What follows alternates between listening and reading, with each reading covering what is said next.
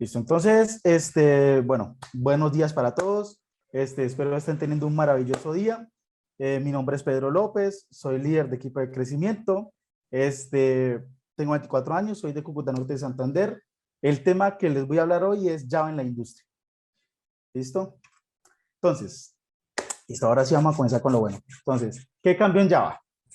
Típicamente tenemos la concepción que Java se quedó en el pasado, siendo incapaz de adaptarse a nuevos paradigmas pero no es así. De hecho, está más vigente que nunca, encontrando su gran punto de inflexión en la versión 1.8. Antes de la versión 1.8 de Java, todo era oscuridad. Después de la versión 1.8, todo fue luz y maravilla.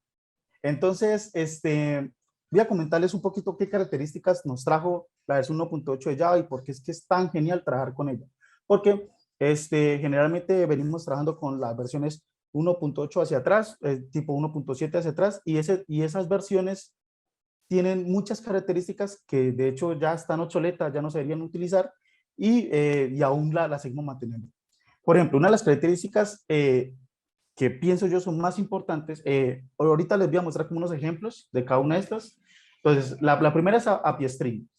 Métodos que nos hacen la vida más fácil a la hora de trabajar con listas y que la transformación de estas sean controladas en todo un flujo de datos. ¿Qué pasa? Cuando trabajamos con listas, generalmente tendemos a usar un ciclo, un for, recorremos y hacemos todo lo que tenemos que hacer. Eso está bien, pero se puede hacer mejor, ¿cierto? Entonces, con la parte de API Stream nos trajo con programación funcional cómo iterar sobre esas listas sin necesidad de crear un for y cómo transformarlas y que sea mucho más fácil el trabajo con ellas. También nos trajo los lambdas, que es una manera de encapsular código con un propósito muy específico. Antes nos tocaba que implementar toda una interfaz y tener un poco de código para algo muy simple. Ahora con los lambdas va a ser mucho más sencillo. Ya vamos a ver un ejemplo. Y la última parte de la Java Time es un dolor de cabeza trabajar con fechas, ¿cierto? Cuando tenemos que usar un data y tenemos que meterle una fecha y una hora, es imposible trabajar con eso. ¿Qué pasa? Ahora estamos trabajando con Java Time y tiene un manejo de fechas y UTC muy interesantes y zonas horarias, sobre todo cuando estamos trabajando con varios países, que se nos vuelve mucho más fácil el trabajo. Entonces, vamos a ver unos ejemplos de esto. Por ejemplo, API Stream. Acá como estamos viendo en este ejemplo, como podemos observar en la imagen, usando API Stream podemos transformar un arreglo de cadenas para que queden unidas por medio de un separador. Como podemos ver, el arreglo de cadenas son las letras A, B, C y D, y abajo estamos usando un string para separarlos con una coma. ¿Qué hicimos? No hicimos ninguna validación. Como vemos el resultado de abajo, no me colocó una coma al final. ¿Por qué? Porque él ya lo hace todo por debajo. API Stream sabe que es algo muy usual que estamos haciendo, entonces ya nos valida esa parte. Una tarea que es muy usual, que costaría una cantidad de líneas de código entre validación y testeo. Con este simple método nos ahorramos mucho tiempo de código, además de estar seguros de que va a funcionar porque ya está bastante testeado. Vamos a ver otro ejemplo de API Stream. Entonces, en este ejemplo es muy similar, pero en este caso es para convertir una lista a un mapa. Cuando tenemos que hacer eso, generalmente tenemos que hacer muchas validaciones, mucho código para hacer algo tan simple. En este caso, queda muy sencillo, porque simplemente tenemos que, otra vez, API Stream, lo convertimos a un mapa. En este caso, la clave, la llave es un string, es el mismo string, y el valor es un string concatenado con un texto al final. Y como vemos, el resultado de salida es básicamente la llave y el valor. Vamos a ver un ejemplo ahora de lambdas. Por ejemplo, en este caso, creamos un método que convierte y recibe una función que se encarga de saber cómo va a convertir. De esta manera, no sabemos realmente cómo lo vamos a hacer, solo sabemos que lo vamos a hacer.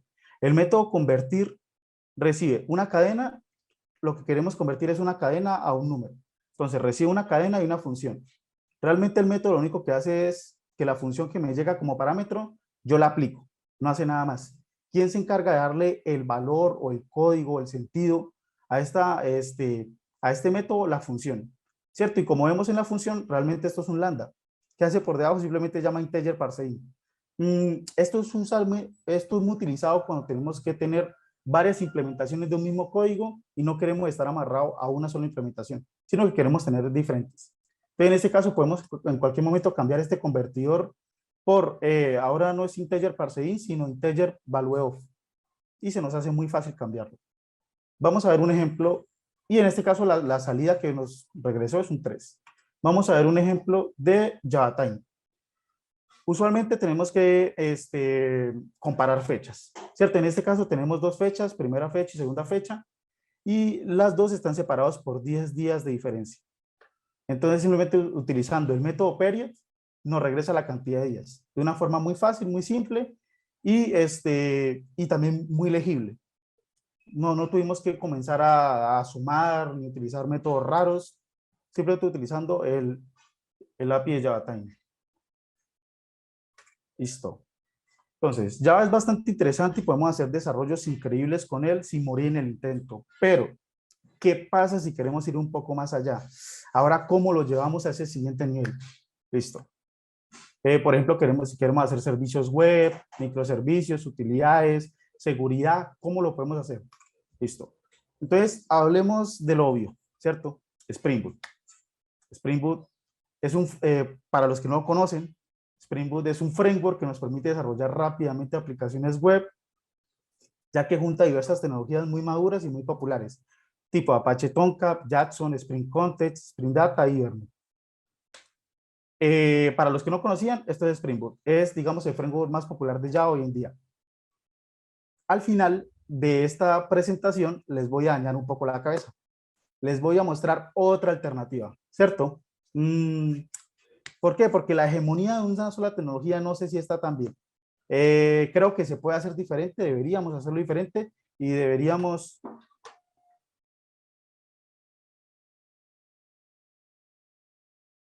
Listo, entonces voy a mostrarles la siguiente presentación. Listo, entonces, características.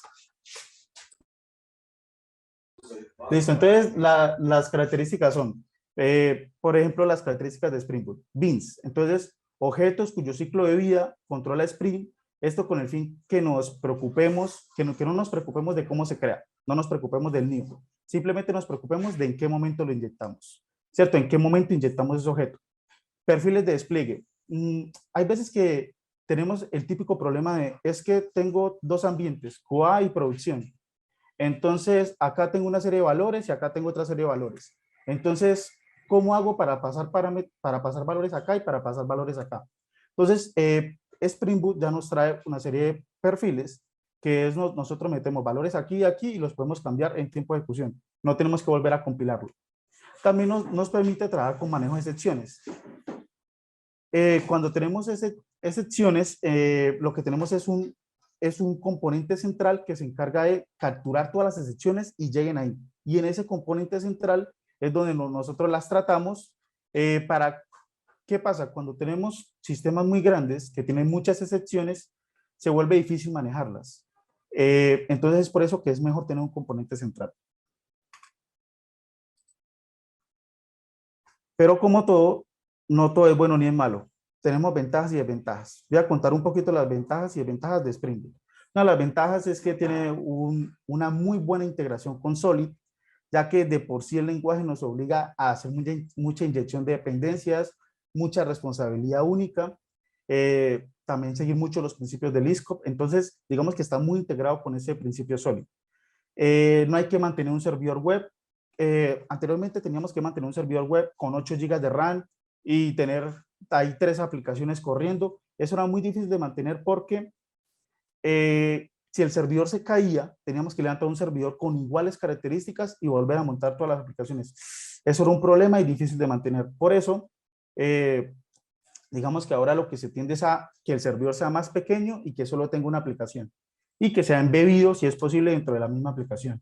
Tiene muy buena integración con otros servicios de Spring Boot. Es increíble cómo al utilizar varios servicios de Spring Boot o varias librerías, él funciona casi plug and play. Se coloca y funciona muy bien y funciona sin ningún tipo de problema. Tiene una comunidad muy grande y tiene mucha demanda en el mercado laboral. ¿Para qué desventajas tiene?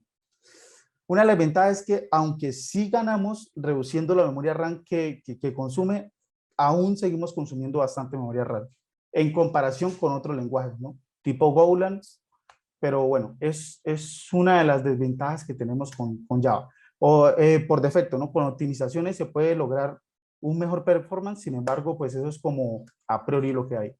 un tiempo medio para dominar la tecnología. Si bien es cierto, entrar a Spring Boot es fácil y, digamos, a hacer cosas y comenzar a desarrollar es fácil, para llegar a dominar Spring Boot requiere un tiempo, ¿cierto?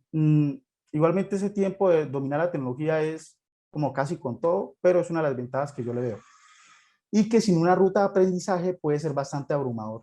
Sin una ruta de aprendizaje de la cual a uno le diga como hay que seguir por esto, por esto, por esto y por esto, hay mucho que tener en cuenta, hay mucho que ver y hay mucho que leer.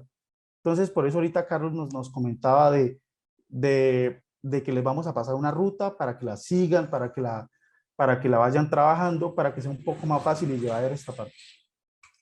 Listo. Les quiero hablar un poco de Swagger. ¿Por qué Swagger? Porque Swagger tiene una integración. Swagger al final es un estándar de documentación para servicios REST. Lo que nos permite es definir cómo los demás deberían utilizar mi servicio web. Lo que me gusta de Swagger con Spring Boot es que la integración es sumamente fácil, pero sumamente potente. Sin yo decirle mucho, él ya me inspecciona todo el código y es capaz de decirme qué tengo y qué puedo hacer. Entonces, por esta parte me parece que Spring Boot tiene un punto positivo para Swagger. Spring Security. Seguramente nos ha pasado que estamos desarrollando nuestro servicio web y llegamos al punto donde todos llegamos. Y ahora, ¿cómo hago para que me pida usuario y contraseña? ¿Cierto? Ya hicimos nuestro servicio REST. Y ahora, ¿cómo hago para que me pida un token, usuario o contraseña? ¿Cómo hago eso? Cuando sucede esto, generalmente hacemos desarrollos particulares y tenemos que reinventar la rueda varias veces. Y todos llegamos al mismo punto de, hey, ¿por qué no hago una librería para esto? Para evitar rehacer tanto código, existe Spring Security, que nos provee toda una serie de funcionalidades para tratar los temas de seguridad, ya sea desde cómo interceptar un token para saber qué usuario es y qué permisos tiene, o tan simple como decirle esta funcionalidad solo va a tener acceso este rol y este usuario, digamos, o esta persona particular. Entonces, digamos que Spring Security es bastante potente y es bastante afín a todo lo que es el ecosistema de Spring. Spring Data. Todos tenemos la típica necesidad de conectarnos con una base de datos relacional, ¿cierto? Cuando sucede esto, seguramente pensamos en usar el driver directo de Java, el JDBC, pero cuando hacemos eso tenemos que tener en cuenta muchas variables, que como tenemos que crear un pool de conexiones, tenemos que tener en cuenta el rollback, el commit, transacciones atómicas, etcétera. Es mucho trabajo tener en cuenta todo eso, más cuando hacemos varios desarrollos al tiempo. Entonces, la buena noticia es que Spring Boot ya nos provee la solución a todos estos problemas. Spring Data es la forma de conectarnos con esas bases de datos relacionales de una forma fácil y muy potente. Nos ofrece funcionalidades como Query DSL para manejar consultas complejas, cuando tenemos que hacer consultas con varias tablas, con join, where, having, entonces es bastante interesante. Y cuando tenemos que hacer consultas un poco más simples, nos provee Spring Data Query Methods, que es para hacer consultas simples, pero también muy usadas. Y ya nos trae serie de funcionalidades como pool de conexiones, también nos trae un CRUD completo, entonces no tenemos que hacer que si el create, que si el update, que si el delete, sino no, él ya nos trae todo eso por debajo. Entonces es bastante útil por esa parte. Llegamos a la parte donde Spring Boot se queda corto. ¿Qué pasa cuando queremos trabajar con microservicios? Spring Boot no está preparado para microservicios. Spring Boot arrastra muchas cosas del pasado que lo hacen muy difícil para trabajar con microservicios. Cuando son poquitos microservicios, ¿se puede trabajar? Sí. ¿Es aceptable? Sí. El problema es que para escalar se vuelve muy difícil. Aquí es donde Netflix nos regaló toda esa serie de librerías y tecnologías que son Spring Cloud. Spring Cloud son una serie de librerías que nos permiten trabajar fácil con microservicios en Spring. Básicamente lo que nos da son, ya voy a hablar un poco más de estas tecnologías para desglosar una a una. Entonces nos da Eureka, Spring Gateway, Feign, Config y Slow con Syncli. Listo. Entonces vamos a hablar de cada una de ellas. Eureka. Entonces, es un servicio web que permite actuar como un servicio de registro, un servicio de descubrimiento, para saber qué servicios están activos y poder distribuirlos. Cuando trabajamos con microservicios es muy común tener que usar la IP del servidor para acceder al microservicio. Cuando es un sistema pequeño no hay problema, pero cuando el sistema crece rápidamente vamos a tener problemas.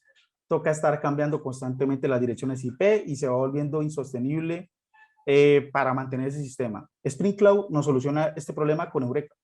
Lo que hace es que cuando un microservicio inicia, se registra en Eureka y cuando otro microservicio necesita saber, hey, ¿qué pasó con este microservicio A?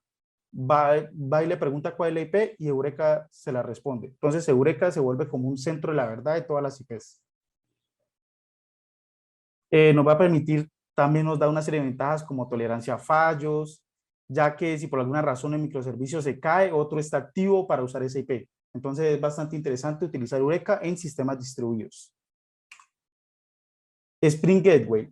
Spring Gateway lo que nos permite es actuar como un facade a nivel de infraestructura, ocultando toda la complejidad del sistema, solo teniendo un único punto de entrada. Esto es útil porque solo tenemos un punto de fallo, un único punto de entrada, que es el gateway, y nos oculta toda la complejidad que tenemos detrás con los microservicios. Esto es muy interesante cuando tenemos muchos microservicios y no queremos complicarle la vida a nuestro cliente, sea un front, un móvil o sea otro microservicio. Simplemente que acceda al gateway siempre.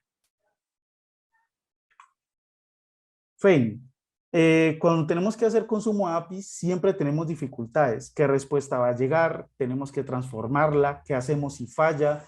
Hay tipos de datos que no sé cómo modelar en otras librerías. Por ejemplo, si utilizamos REST Template, siempre tenemos la duda de ¿y cómo modelo un modelo atribute? ¿Y cómo modelo, eh, otros formatos de respuesta? Entonces, con Fein, todos esos problemas se solucionan, ya que no nos preocupamos por la implementación, sino por la definición.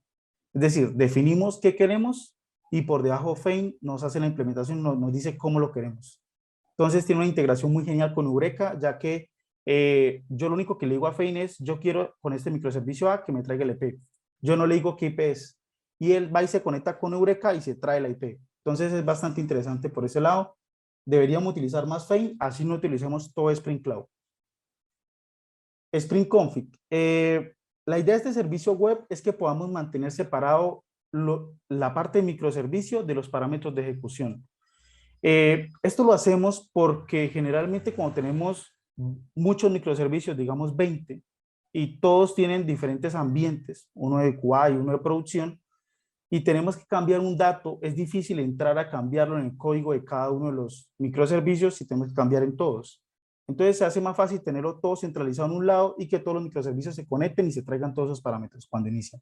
Mucho más fácil, mucho más trabajable y además podemos delegar esas responsabilidades a miembros del equipo.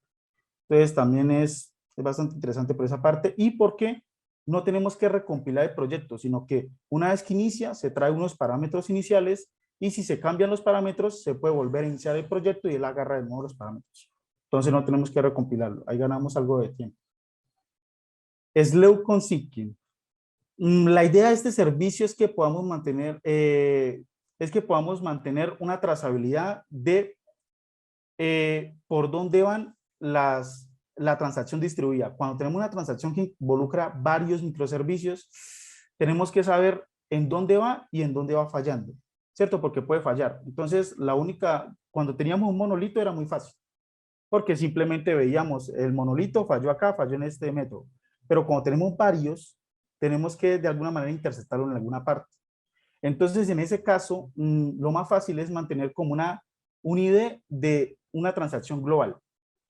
Entonces, eso es lo que nos da Sleu. Sleu que es una librería que nos va a dar esa transacción global, pero solo nos va a dar la información, no nos lo va a mostrar. Seeking es una interfaz gráfica que nos va a mostrar toda esta información, ¿cierto? Entonces, él lo va a mostrar de una manera visual. Entonces, vamos a ver un diagrama de cómo quedaría ya teniendo todo un sistema montado con Spring Cloud. Entonces, tenemos primero que todo el API Gateway, que es donde el cliente hace las peticiones.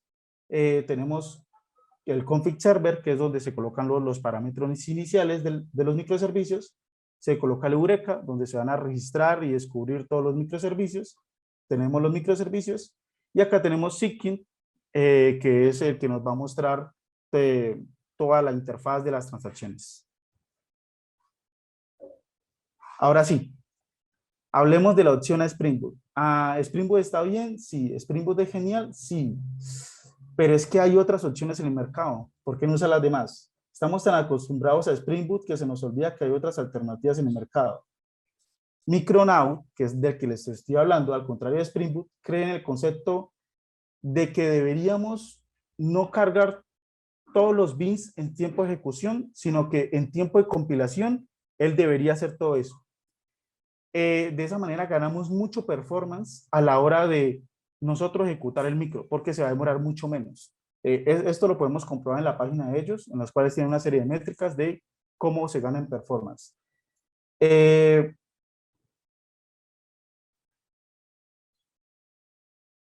Y también, digamos, Micronaut fue enfocado desde el principio en microservicios. O sea, él fue concebido para que funcionara con microservicios, no como Spring Boot, que tuvo que llegar a Spring Cloud a solucionar los problemas, sino que Micronaut de una vez está enfocado en microservicios y además tiene una integración muy interesante con una herramienta llamada Gram, que es para exportar un ejecutable jar a un binario de cualquier sistema operativo. Esto con el fin de ganar en performance también. Entonces, si vemos Micronaut, le gana en performance a Spring Boot y tiene muchas integraciones interesantes con librerías del mismo Spring Boot y de otra serie de desarrolladores. Y por último, les quiero dejar una frase, ¿cierto? Solo el cielo es el límite cuando deseas algo con todo tu corazón y te esfuerzas en conseguirlo. Y listo. Gracias. Pedro, muchísimas gracias por esta charla, por todos estos conceptos y este conocimiento que compartiste con todos los presentes. Estoy seguro que fue de mucha utilidad y tenemos varias preguntitas que vamos a ir repasando y tratar de darles respuesta. Hay algunas en el chat, entonces voy a tratar de hacer la mezcla, pero sí les pido a todos que, porfa, cuando tengamos una pregunta, la hagamos lo más concreta posible en la sección de preguntas y respuestas, la que dice Q&A ahí en la parte de abajo de Zoom, para que realmente pues podamos llevar un control de lo que vamos respondiendo y vemos que es mucho más sencillo y más organizado por ese medio. Bueno, entonces acá tenemos primero pues muchas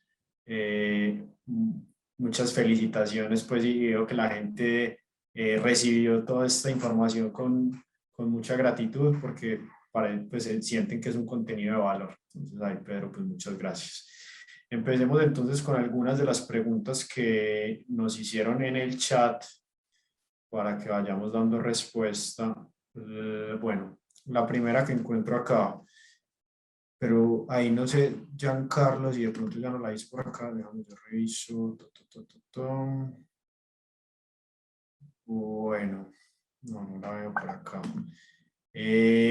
Porque ahí decía, pues al principio de la charla, que sí era parecido al link de C, pues de C numeral, no sé cómo se pronuncia eso. Pero no sé el contexto ahí, Giancarlo, si de pronto nos puedes complementar ahí en el chat, te lo agradeceríamos para poderte dar respuesta. Acá otras preguntas, Quarkus o Yakarta, pero era un tema puntual que estabas hablando. Acá Gerson Castillo nos pregunta, si una función tiene una excepción y esa función es llamada dentro de otra, ¿es necesario volver a poner exception? ¿Cómo capturar todas las exceptions? Daniel, no sé si me la puedas volver a repetir. Sí, te la repito. Espérame un segundito que no se me olvide mucho. Si una función tiene una exception y esa función es llamada dentro de otra, ¿es necesario volver a poner la exception? No. Si una sección ya está controlada en un método, no es necesario volverlo a poner en otro. Lo ideal sería no tener que repetir excepciones, sino que sea muy fácil agregar las excepciones, ¿cierto? Entonces, que sea como una excepción muy genérica que podamos reutilizar y que podamos agregarlas de una forma fácil. Entonces, siempre siguiendo este principio SOLID de no modificar, sino agregar funcionalidad. Entonces, la respuesta es no. Una vez que se agrega una vez, ya queda funcionando. Perfecto. Ahora nos hacen otra pregunta. Hablando de Spring Security, en las últimas versiones deprecaron el servidor de autorización. ¿Recomiendan usar una versión anterior de Spring Boot para implementar el servidor de autorización o es mejor exponer una capacidad y desarrollarlo nosotros mismos? Realmente no tengo contexto de por qué lo deprecaron, ¿cierto? Tendría que revisar más, entonces ahí te quedo viendo la respuesta. Yo no, o no sé si alguno de los compañeros acá tenga alguna respuesta sobre esa pregunta. Bueno, Aaron, ahí te estaremos contactando ya más adelante para, pues vamos a validar y a profundizar un poco más para poderte dar una respuesta. Juan Felipe nos pregunta, supongo entonces que en Pragma no se usan versiones muy altas de Spring Boot. Hasta donde tengo entendido, a partir de cierta versión, muchos componentes de de autorización en Spring Security están deprecados o usan En ese algún momento, proveedor para la seguridad. sí, nosotros utilizamos Cognito para la seguridad y no utilizamos Spring Security para por lo menos esa parte de autorización. Perfecto. Bueno, entonces ahora sí, por acá tenemos en serio que verdaderamente un buen contenido de valor. Estoy esperando la ruta de aprendizaje.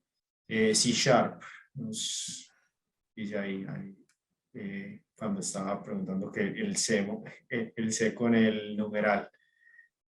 Acá Claudia, bueno, Nicolás, nos hablaba que para aprender Spring Boot deberíamos tener una ruta de aprendizaje. ¿Cuál sería la ruta de aprendizaje que nos recomienda usar o cuál utilizó usted?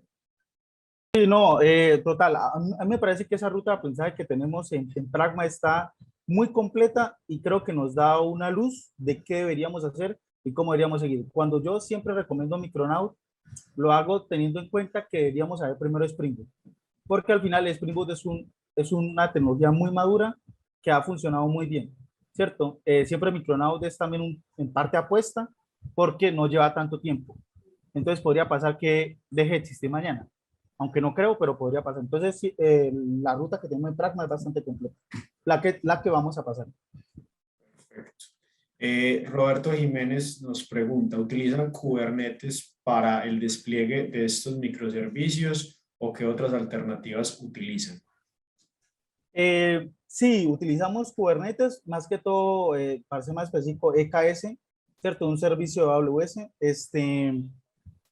pero también utilizamos a veces SS, que es otro servicio de AWS. Eh, y recomendamos EKS para microservicios, sí, porque queremos que vuelva un diagnóstico, ya sea el lenguaje o framework que se esté haciendo, sobre todo lo que es orquestación. Perfecto. Ahí quisiera hacer una aclaración, qué pena. Dale. Como les decía ahorita, todo va a depender de la arquitectura de cada proyecto, ¿cierto? La respuesta que dio Pedro aplica para los proyectos que estamos haciendo desde el equipo de crecimiento, que haciendo publicidad del equipo, nosotros aprendemos mientras hacemos proyectos reales, o sea, no es que lo soltemos a estudiar ya. Listo, ya. Ahí para hacer publicidad nomás, a Talent Pool. Perfecto, gracias Caliche y súper apropiada ahí la cuña porque en realidad sí, pues esa es una de las ventajas comparativas que tenemos acá en el equipo de crecimiento que en realidad están enfocados en proyectos que son muy relevantes pero que son proyectos internos de la compañía y pues ahí están aprendiendo pues en tiempo real y no es solamente a partir de la academia pues o de la literatura, sino que realmente pues están aplicando todos esos conocimientos ya en proyectos que se van a desplegar pues y que van a cumplir funciones muy importantes para la compañía. Carmelo nos pregunta, ¿qué alternativa es mejor usar como servidor proxy reverso en reemplazo de Spring Gateway? He escuchado que es mejor escalar con Consul de HashiCorp. ¿Qué me pueden recomendar? Sí, bueno, ahí combinaste dos tecnologías como Gateway y Consul estaría más, digamos, más en competencia de Eureka, ya que en realidad es un servidor de descubrimiento. Digamos que si quieres digamos, una tecnología un poco más robusta, quizás podrías intentar ir por algún servicio AWS. AWS Gateway, pero pues ya va a depender de qué quieras, de qué contexto estés, pero podrías explorar por esa parte, podrías investigar un poco más por eso. Perfecto. Ahí tenemos otras preguntas de el tema de la grabación de la charla. La charla en este momento la estamos grabando y después la estaremos colgando en nuestros canales de YouTube. Y más adelante también les estaremos enviando un correo con las memorias del evento donde podrán ver el video y podrán tener acceso a las presentaciones, un PDF de las presentaciones que nos están mostrando cada uno de los ponentes. Bueno, retomando entonces la sección de preguntas y respuestas, con algunas de las preguntas que nos quedaron sin responder, Diego Acero nos pregunta, hola, la versión más reciente para una certificación Java es la 11. ¿Qué curso recomiendan para estudiar para esa certificación? Gracias. Estás en mute, Pedro. Pues a ver, no sé si la certificación, creo que la más reciente sí es la 11, que es la última que da certificación. Ahora, ¿qué curso te recomiendo para que estudies? No te sabría decir. No sé si Carlos tenga un poco más de contexto acá, pero yo no te sabría decir qué curso sería bueno en Udemy o alguna de estas plataformas. Para la certificación, la verdad, más bien te lo acabamos de viendo. Voy a preguntar, a pedir ayuda a un amigo por acá por un lado y ahorita te copio por el chat. Perfecto, mil gracias, Caliche. Entonces ahí quedamos pendientes para darle respuesta a Diego. Carmelo nos había preguntado antes, para las pruebas técnicas no están, ¿por qué las pruebas técnicas no están orientadas más al uso de las tecnologías que la implementación de algoritmos que en la vida laboral? Poco o nada se implementa. Listo. Respecto a eso, básicamente, como hemos hablado de acá, hay muchos niveles de conocimiento diferentes, ¿cierto? Y las tecnologías se están actualizando constantemente. Entonces, nosotros hemos encontrado que es mucho más eficiente contratar personas con buena lógica de programación, con capacidad de entender un problema y resolverlo, porque se pueden adaptar más fácil en caso de cambiar de tecnología, de tenerse que actualizar. Sin embargo, en nuestros procesos estamos ajustándolos para tener una nivelación adecuada entre que la experiencia es algo valioso, también el conocimiento en las tecnologías que tenemos es algo que es muy importante y que ya te ayuda a resolver, que encontremos ese balance con él, la capacidad de aprender y de enfrentarse a un problema nuevo, entenderlo y adaptarse a él. Pero básicamente esa es la explicación que puedo dar. Tiene que ver con adaptabilidad y aprendizaje más que el dominio de la tecnología. Pero, como les digo, estamos buscando encontrar ese balance. Perfecto, mil gracias, Carlos. Tenemos una pregunta anónima que si tenemos posiciones remotas en Perú. Sí, en este momento nosotros dentro de la estrategia de atracción de talento estamos muy posicionados en Colombia y en Perú. En Perú hace poco iniciamos, ya en este momento tenemos 20 pragmáticos en Perú y la idea es poder seguir aumentando ese número. Entonces, todas las personas que nos están acompañando que son de Perú, súper bienvenidas. Ahí acabo de enviar al chat el link para que puedan acceder a todas las ofertas laborales que tenemos actualmente y para que puedan aplicar y dejarnos su hoja de vida. Bueno, tenemos acá otra pregunta de Steven González. No he programado en Java, pero tengo experiencia en otros lenguajes. ¿Puedo aplicar al semillero? ¿Qué otros lenguajes? Pues, o sea, en teoría sí. Sí puedes aplicar. En resumen, pero bacano también en saber qué otros lenguajes, pero sí se puede aplicar. Perfecto, sí. Sí, no, ahí Steven, desde que tengas conocimientos, pues, en la industria de programación, pues, puedes aplicar a nuestras vacantes. Igual ya, como Carlos lo había mencionado antes, dependiendo de la cantidad de cupos que tengamos para semillero, porque obviamente, pues, tenemos unos cupos limitados en semillero que cada vez que se van, pues, que van creciendo, pues, y que van adquiriendo todos los conocimientos, ya van pasando, pues, a otras etapas y ya posteriormente los vamos desplegando en las diferentes cuentas y ahí ya se van abriendo como nuevas vacantes para semillero, pero claro, déjanos tu hoja de vida, que igual nosotros, si en este momento no está la posibilidad, nosotros igual quedamos con tus datos y en el momento en el que ya tengamos vacantes y para el perfil que tú tienes, pues ya te estaremos contactando para poder reactivar el proceso. Bueno, tenemos acá otra pregunta. ¿Cuál es el link para aplicar a Semillero? Es el mismo link de las vacantes, como lo mencionaba Carlos también hace un rato. Ustedes aplican a cualquiera, pues, a las vacantes que ustedes vean que son afines al perfil que ustedes tienen. Ya nosotros, después de la valoración que hacemos del perfil, de la hoja de vida, es que nosotros definimos si, pues, si van para semillero, para equipo de crecimiento y demás. Pero entonces, o sea, la aplicación para el semillero es exactamente el mismo proceso que para las demás vacantes que tenemos disponibles en nuestro sitio. Tenemos una pregunta de Roberto Londoño. En cuanto a microservicios, ¿qué recomiendan? ¿Spring Cloud o Kubernetes?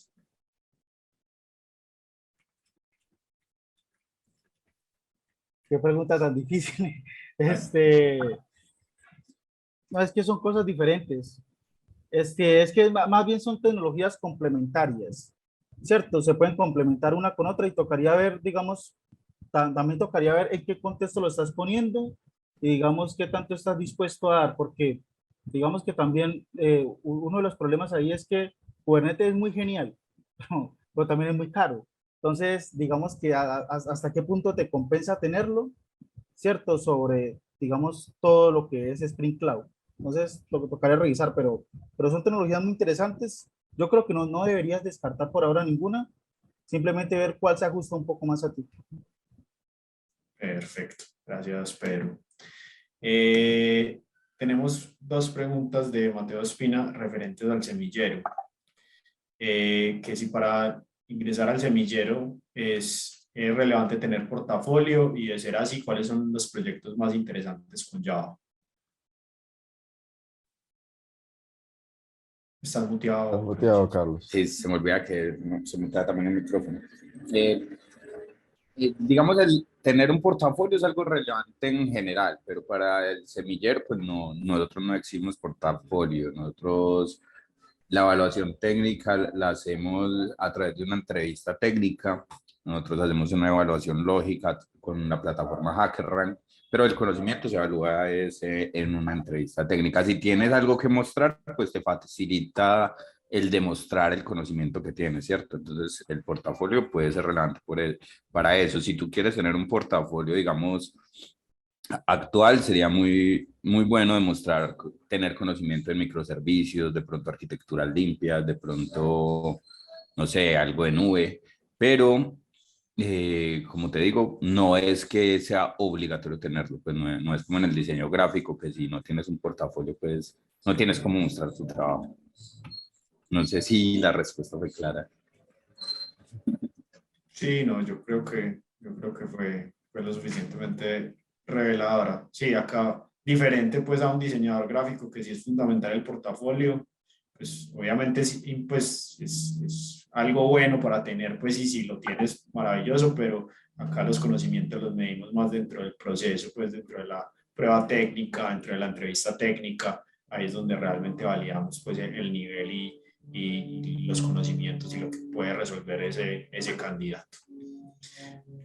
Mateo también nos pregunta por dónde nos damos cuenta de las ofertas de semillero en Pragma. Pues actualmente, como les mencionábamos, deben aplicar normalmente a las vacantes y ya dependiendo de la cantidad pues del perfil que tengas, ya te pues quedarías catalogado para semillero, para equipo de crecimiento y ya dependiendo de los cupos, pues te diríamos si podemos en este momento continuar con el proceso para el equipo de semillero o si no, pues para tenerte igual dentro de esa base de datos para cuando se abran los cupos podernos poner en contacto. Pero igual también es una buena observación para también nosotros ver que en este momento estamos también haciendo algunos ejercicios internos de cómo podemos ser mucho más claros en nuestra página de ofertas de empleo para ver cómo podemos hacer visible eso. Entonces, gracias ahí pues por el comentario porque creo que podemos hacer algo también para ser un poco más claros en ese sentido en cuanto a los cupos que tengamos para el equipo de semillero. Bryce Cárcamo nos pregunta, hola, buen día. Actualmente soy front, pero tengo conocimiento leve de back. En algún momento he sido contactado por un recruiter de Pragma y me ha recomendado postularme a full stack, pero aún no me siento capacitado para asumir el back. ¿Qué nivel necesito para hacer full stack en cuanto a Java?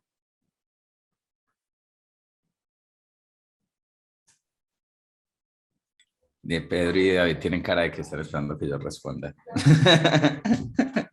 Bueno, no, básicamente, pues si tú te sientes más seguro como frontend, yo te diría que te presentes a una vacante de front. Sí, lo puedes conversar con la persona que te está haciendo el proceso y si al interior de Pragma tú decides, bueno, madre, yo quiero aprender de back, yo quiero volverme full stack, pues podemos también hacer esa validación técnica de que te hace falta, pues, y hacer un plan de habilitación contigo. O sea, el equipo de crecimiento no solo funciona para gente junior, sino para gente, digamos, que quiere complementar en algo más o que simplemente quiere entrar a Pragma y todavía no hay un proyecto donde entrar, lo contratamos en el equipo de crecimiento y miramos qué brecha cerramos y luego pasamos a clientes, listo. O sea, hay cupo para todos. Bueno, no en este momento, en este momento no hay cupo para todos, pero abrimos cupos para todos. Es el bueno. Perfecto. Gracias, Carlos. Para el equipo de semillero, ¿necesito títulos o estar estudiando en la universidad o con demostrar el conocimiento es suficiente? No, simplemente con que tenga conocimiento necesario para aplicar y las ganas de aprender y crecer. Perfecto. ¿El semillero es para Colombia o también se pueden aplicar de otros países? La respuesta es no, o sea, también lo tenemos habilitado para Perú. Nosotros en este momento pues estamos con las opciones de trabajo distribuido, entonces personas pues de Colombia o de Perú pueden postularse. Nosotros en este momento pues también estamos haciendo algunas contrataciones en Panamá, en Centroamérica, pero principalmente pues nuestro foco sí está en lo que es Colombia y Perú. Juan Sebastián Reyes nos pregunta cuál sería una buena estrategia para manejar Node.js y Java al mismo tiempo para desarrollar en microservicios. Listo, tú de tecnologías como Consul te permiten hacerlo, bastante genial. Sin embargo, vas a llegar a un punto donde sí o sí vas a tener que usar algo tipo Kubernetes, porque es que vas a necesitar algo que sea muy agnóstico al lenguaje. Entonces, yo creería que podrías ir yendo por esa parte de Kubernetes, porque vas a encontrar muchas limitaciones cuando uses Consul, Config y toda esa parte. Entonces, podrías ir por ahí. Perfecto. Bueno, acá nos pregunta un tocayo, Daniel Duque. Buenos días, tengo entendido que cuando pasas la fase de entrenamiento con ustedes existe una cláusula de permanencia de 2 años, pero ¿qué pasa si necesito salir del país por fines académicos? ¿Podría seguir trabajando con ustedes de manera remota? Ahí, Caliche, dale. Pues, Jenny, la responde Jenny. Bueno, dale, Jenny. No, o sea, eso es falso de toda falsedad. No existe nunca en Pragma una cláusula de permanencia. Para nosotros es indispensable que contemos con las personas que quieren estar, ¿cierto? Y realmente que nos hagamos muy buena compañía. Así como ustedes van a ser buena compañía para nosotros, también queremos que Pragma sea esa empresa donde definitivamente quieren estar. Por lo tanto, no tenemos esa cláusula en ningún caso, ni motivo, ni circunstancia, no existe. Perfecto. Y con respecto a las opciones de trabajo, pues de seguir trabajando de manera remota fuera del país, tenemos esa posibilidad, pues a través del trabajo distribuido que estamos teniendo acá en Pragma, tenemos la opción pues de que pragmáticos que necesiten viajar pues por tiempos definidos pues a otro país, lo puedan hacer también de manera remota. Acá tenemos con nosotros también a Luisa Chica, que es directora de crecimiento para la región de Medellín y Bogotá, que de pronto nos va a complementar un poco la respuesta. Buenos días para todos. Sí, quería entrar justamente en esa pregunta. Creo que es importante tener en cuenta algo. Si bien no tenemos una cláusula de permanencia, para nosotros de alguna manera sí es importante, o más bien lo que las personas deben de tener en cuenta es que el traslado de país pues ojalá sea en un horario pues similar al que trabajamos, porque pues no es lo mismo estar en Europa y todo el equipo desde Colombia. Entonces esas son como las consideraciones a tener en cuenta, y en ese caso pues lo que hay que revisar es como el tema de los seguros médicos para que pueda tener atención y todo como tal. Sí, pero digamos que cláusula de permanencia no hay, pero sí hay que tener en cuenta de acuerdo al país al que se iría. Ya, era eso. Gracias, Dani. Perfecto, Lu, mil gracias. Bueno, tenemos otras preguntas, respondamos otras 3 preguntas para continuar con las demás charlas que tenemos para el día de hoy. Quisiera, dale, qué pena, Lucho. Dani, sino que ya me respondieron por acá, por el chat, les voy a pasar. Me recomendaron que en este momento el mejor lugar para estudiar para la certificación de Java 11 sigue siendo pues la ruta de Oracle, y les voy a poner por acá los links, tanto el del examen de certificación como el programa de Oracle para estudiar para dicha certificación. O sea, estaba preguntando en un grupo pues pues a un grupo de los que saben pues de los que se certifican en Java y todo eso, y me pasaron eso. Listo, ya. Perfecto, muchas gracias, Carlos. Y ahí para Diego Acero, que nos había hecho la pregunta, entonces pues ahí ya tenemos los links, y para las demás personas que de pronto hubieran podido tener la misma inquietud que Diego. Bueno, Cristian Camilo nos pregunta, sé que en el IDE no tiene mucho que ver en el desarrollo, pero ¿recomiendan uso de IntelliJ o consideran en definitiva que el IDE no interesa? El IDE no interesa, pero hay veces que genera problemas, sobre todo cuando tienes los autoimport y se acomoda las importaciones por orden. Ahí ya comienza a generar muchos conflictos y problemas. Ahí es mejor intentar que todo el equipo utilice el IDE. Sin embargo, no debería importar si se configura bien. Entonces no debería importar, al final es una herramienta más. Y recomendamos IntelliJ. Perfecto.